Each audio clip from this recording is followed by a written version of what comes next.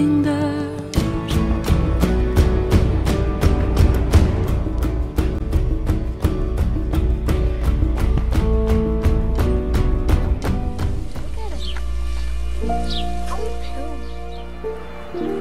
I was just remembering when I didn't know Alex could learn, and they had just did an intelligence test on him.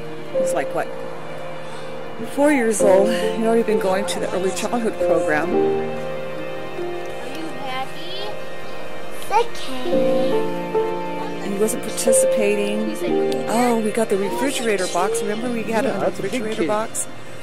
And we cut out windows and a door. And he would stay inside his box with he had a blanket. Remember the blanket? He used to carry a blanket around. And they allowed me to put that in the classroom. And he did circle from the box.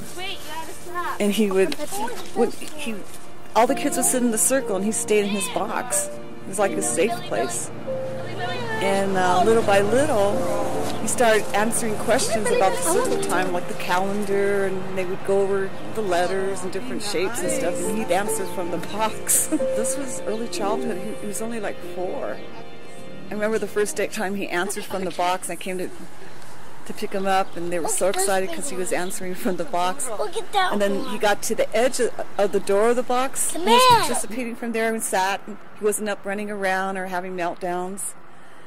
And little by little, he joined them in the circle, but he still wasn't getting a lot of the ideas about colors. And he liked blue. He'd always know what blue was. And I kept thinking, well, how am I going to teach him colors? So I remember one day I just did yellow all day. I put yellow shirt on him. We had yellow plates and spoons. He used yellow. I took all the Legos and only played with the yellow Legos. I tried to show him how to build with the Legos, and I kept telling him all day long about yellow school buses, yellow cars. I pointed out in the house all the different things that were the color yellow. He wouldn't say it. I couldn't get him to say the word color yellow. He'd say blue, or he wasn't interested. So then the next morning, I'm in the kitchen, and he gets up, and a yellow Lego goes flying by me. I turn around, look at him. He's standing in the doorway. He tells me, yellow, and runs away. That's when I go, oh my gosh, he can learn. So that's why I taught him the colors every day. Or for a couple of days, it was one color, and we just went on and on until he got all the colors. And then I worked on shapes. And I remember waiting for the bus to pick him up, and we'd be sitting in the front on the steps. And the cars would go by, and there's a white car. Oh, there's a red truck. And he was able to learn. That's how I taught him the colors. Was every day we just focused on that one color. And then I taught him the monkeys. About the monkeys, can't catch me, can't catch me. We would sing, can't catch me, can't catch me. He was so happy. He loved learning all those little sing-songs. It was like all those things he should have learned when he was, emerging as a baby, as an infant, that we just kind of like bombarded him with all that stuff when he was 4 years old.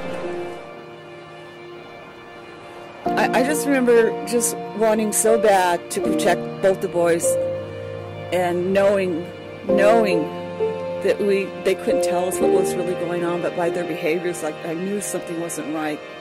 We don't know what it was, but it wasn't good.